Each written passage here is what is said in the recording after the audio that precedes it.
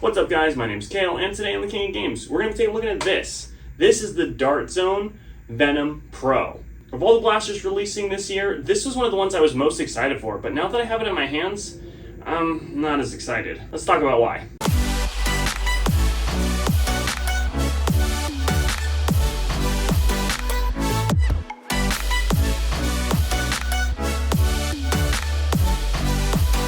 Now, I do want to start things off by saying that it's not all bad, and I have a lot of positive things I'm about to say about this blaster. But first things first, let's do an overview of everything that comes in the box.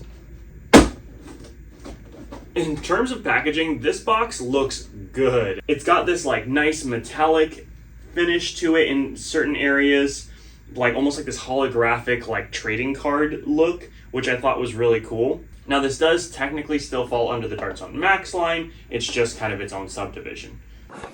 What? When we flip things over to the back, we've got this much more accurate looking picture where you can tell just how stubby the nose is. You can see what the blaster comes with, batteries, all that good stuff, and some more cool graphics outlining the safety warnings.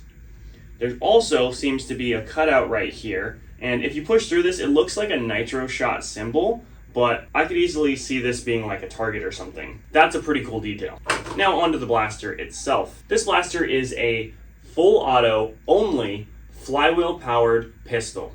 It's got a full length of Picatinny across the top with a little sling attachment here. It has these rear irons kind of built in, and this front iron, which is detachable and adjustable along the Picatinny. It also features this very vibrant, almost zombie strike kind of color scheme of this like light gray / whitish color, dark gray, orange of course for safety, so that's always going to be in the color scheme, at least to some extent, and then this like very bright green. It almost feels like their previous stuff, like the Outlaw and the Omnia, but with this green substituting in for the red. That being said, you can actually see in the shell where the flywheels are, and there's like this cool little venting right here. In terms of the design, I don't think the blaster's bad, but again, I still wish that this muzzle area would have been longer, or this blaster would have been kind of like shrunk down body wise to just kind of be a little bit more sleek. It's kind of bulky. The grip seems pretty comfortable. We also have our trigger right here, our magazine release right here, our safety for full auto or safe, and our rev trigger is actually in the back. Up front, we've got a thumb screw here for our battery with an XT30 connector, which actually connects to this 1000 milliamp hour Li-ion battery. One thing that I don't like that Dart Zone's been doing is in their official media and when they talk about these blasters, they keep calling these batteries LiPo batteries, which is not true. They are Li-ion batteries, and there is a difference. LiPo stands for lithium polymer, and the care instructions and the characteristics of how the battery perform and the stress they put on motors and things like that is a little bit different than a Li-ion battery with its lithium ion. And part of the way that this lithium ion battery is possibly easier or better than a LiPo battery in some situations is the fact that it comes with this self-enclosed charging cable. You don't need a LiPo charger. But I am hyped that they're including batteries still, but it's just kind of like a safety thing that I really want them to start calling them what they are and not what they think the hobby wants to hear. The blaster also comes with not one, but two of these new slim angled Dart Zone mags. Prepare for trouble! Make it double! And they come in this translucent green, which is really pretty. On top of that, they come with 24 of these. These are the Nitro Plus half-length darts. The latest iteration of the Dart Zone Bamboo, it would seem. Nice. Now, on top of all the good things that this blaster comes with, it comes with eye protection. And like I've mentioned before, this is the same eye protection that comes with the Nexus Pro X and the Aeon Pro X and also the Max Striker 2.0, and I hope that they continue carrying these in the future. This is the best included eye pro that I've seen from an off-the-shelf toy company. Better than what Dart Zone did before with the Max line, better than anything Nerf has done. The coverage on these is pretty darn good. And the length is adjustable. That's what she said. And all of this retails for only $50 US. Hey, that's pretty good. Now that you know everything that this blaster comes with, let's talk about my first impressions. Overall, my first impressions of the color scheme are really good. I'm not a huge fan of how small the nose is comparison to the picture that was leaked online, but maybe I just set myself up for a weird expectation there. All in all, this body just feels kind of chunky. Are you calling me fat? but when I'm holding it, it doesn't really make a difference. I do really like the mags that it comes with so far, but the one thing that's really killing it for me right off the bat is this squeeze to rev thing. We'll talk about it more later and see if maybe after a while I'll adopt it, but right in this moment, I'm not a fan. I do think the magazine release is really good on this though. Very smooth. And there's also a little secret thing that I want to talk about later in the video that I'm really excited to test out. Speaking of testing, let's go ahead and get this thing over the chronograph and see how hard it shoots. Now, as per usual, when we do this kind of testing, we're going to test this blaster with the darts it comes with, but we're also going to test it with the tried and true Worker Gen 3s, so we have a baseline to compare it to other things. Now, with the included darts, this blaster shot with a high of 130 FPS and a low of 126 FPS, which is only a 4 FPS spread and an average 128 FPS. Moving over to the Worker darts, this blaster shot with a high of 128 FPS and a low of 126 FPS, with an even tighter 2 FPS spread and an average of 127 FPS. I am very impressed in terms of the consistency of the FPS coming out of this blaster, and even though under other circumstances like firing it at full auto, you do get a little more deviation, this is impressive, how little deviation there is. And when FPS is really tight, it definitely lends in favor of being more accurate, but to see if it's actually more accurate, we're going to have to take this over to a range test. Now, considering that this blaster shoots at just under 130 FPS, I think the 40 feet of my apartment should be sufficient to test out its accuracy.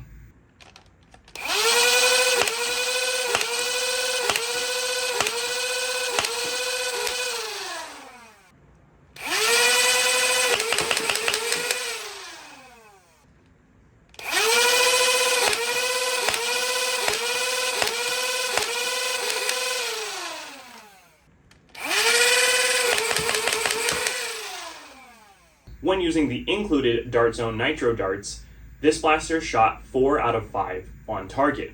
When switching over to the Worker darts, we've got the exact same 4 out of 5 score in the target. So overall, at 40 feet, this blaster is fairly accurate and again with a very good FPS spread, which means it's going to be consistent. And those are two things as a pro player that I'm looking for in any blaster that I'm using.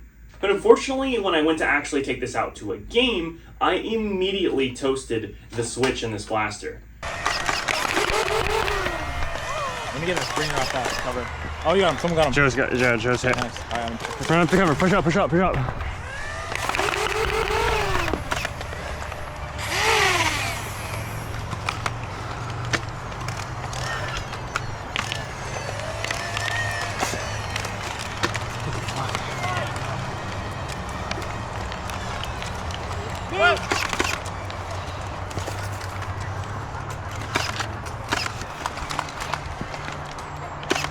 No way. Tag him before the timer runs out!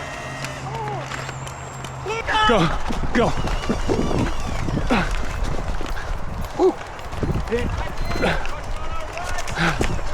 I didn't even get to the end of the first round that I was playing with this blaster with before I had an issue. Oh, man. Is that a common problem? Possibly, but probably not. Regardless, it did happen. Now, at the event, there were a couple other Venoms people had just purchased as well, so I tried swapping my battery into theirs, then theirs into mine, and their battery that worked in their blaster wouldn't work in mine. Now, I also did take the blaster apart to confirm that it was the switch that was the issue, and it was. Luckily, I was able to continue with the day and go through some rounds and some gameplay testing by borrowing someone else's. Now, coming back from the game, though, and having tested it, I really still don't like the squeeze to rev. And I even more didn't like it when I continued using it on the Maxim, but that's for another video. I just think it's a clunky revving system, and I think that's the Achilles heel of this blaster. This blaster was obviously made to compete with the Worker Nightingale, based on the mag geometry, so I have to compare it a little bit. Now this one isn't 100% stock, it's got a body kit on it that changes the shape a little bit, but other than that, the internals are the same. The mechanism for revving on here is actually a 2-stage trigger. When I pull a little bit, the blaster starts to rev. When I pull all the way, the pusher engages and makes the dart go, which is a method that I far prefer, although my favorite method would just be having a separate rev trigger. From my experience, squeeze to rev is just an awkward experience, and leaves some room for accidental revs. Now, don't get me wrong, this blaster does have some high points that'll make you want to consider picking it up. The mag release is super smooth, gravity drops like no problem. The mag geometry is the same as the Worker Nightingale mags, so you can easily swap those out to get a longer mag. And you still get the gravity drops. In addition to that, the fact that you get 2 mags and enough darts to fill both of them makes this thing its own little ecosystem. And if you were wondering if you could buy these separately, yes, you can. At the moment, they're out of stock, but they are running for $9.99 on Dartzone's website. They do only come in this green, and personally, I would recommend considering the Nightingale mags over these because of the capacity. 3 more darts capacity for $1 less. That being said, as you can see, I have some tape on the bottom of my Nightingale mag. And one way that these are superior are actually the way that these retain the bottom cap. They're much less likely to break. These are just friction fit in for some god-awful reason. And the height difference for the amount of darts is something that you may want a slimmer profile for, especially on a pistol. I also would say that the aftermarket support for this blaster is already so good that we have full body kits to turn this into a pseudo primary, like this one here from Xbox Games. You can hold both of your mags in here, and if you're using something like this, you'll probably want to stick to those mags anyways. And I gotta say, something like this looks really, really good and makes me like the blaster a little bit more. Little details like the magnetic battery tray, the longer nose, which makes that profile fit more the way that I thought it would be, the ability to hold your extra mag right on the blaster, and this nice skeletonized looking stock, which is Picatinny underneath. Now, one thing I was really excited about, and I even made a separate post about on the community tab, was this blaster's ability to take scars and B cars. Now, let's try the B car. Well, that one doesn't work. Now, the only 2 ways to get the B car that I just tried from Dartzone is to either get the accuracy kit that they make or to buy a Nexus Pro X. Now, if you bought either one of those, you'd get one of these, one of the Dartzone P cars. This one does fit. If you just give it a little push after inserting, this stably fits in the blaster. So of course I had to test the FPS drops. In reality, this blaster is accurate enough to where adding rifling is probably not going to improve it, nor is it enough that I care. But what it could do for this blaster is bring this blaster even lower FPS.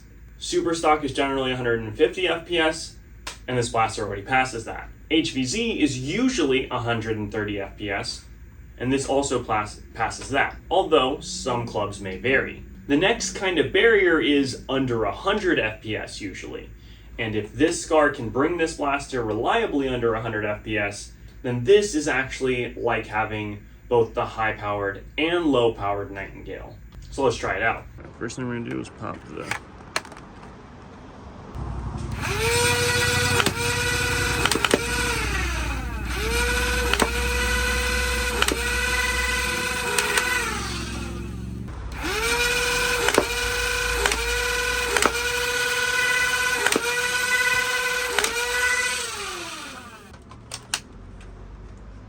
As you can see, using both types of darts, this blaster does get reliably under 100 FPS.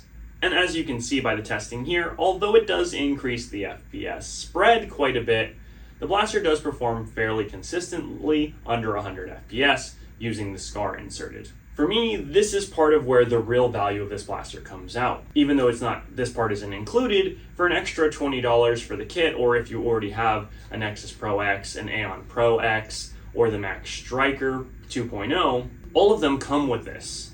Now you might be thinking, well, if it fits this, then it fits the Worker SCAR. And you'd be correct. It technically fits the Worker SCAR. However, inserting it leaves nothing to grab onto and makes it difficult to pull out. So for the first time probably ever, I don't recommend the Worker SCAR in this situation over the injection molded option that Dartzone makes. That being said, at the end of the day, I think this blaster is for certain people and not so much for others. Now, if you're looking for the slimmest profile, the Worker Nightingale 1.0 is going to win that battle for you, and you should look at that blaster. If price is your number one factor, this blaster is only $50, and you should heavily consider this. If you just like a hefty feeling blaster with as much metal on it as possible, and $100 sounds like your price range, then the Worker Nightingale 2.0 is probably for you. Personally, I think I would take the Worker Nightingale over this. But what do you guys think about this blaster? Let me know down in the comments. Are you going to body kit this thing out? Is Squeeze to Rev the new meta? Or are you like me and the Worker Nightingale just seems to be more your jam?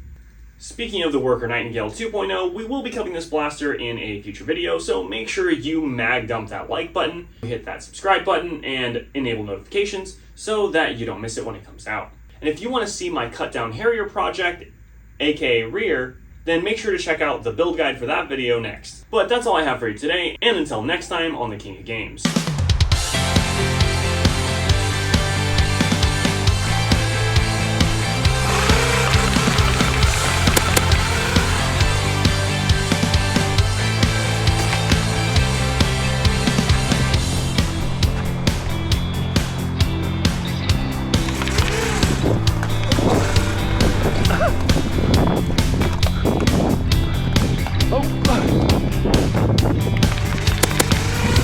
Got him.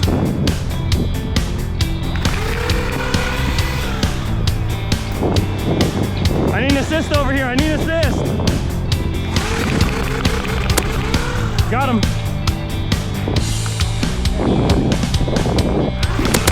Gotcha.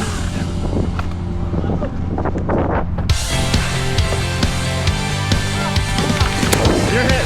Leg hit. Nice try, buddy. Your tag.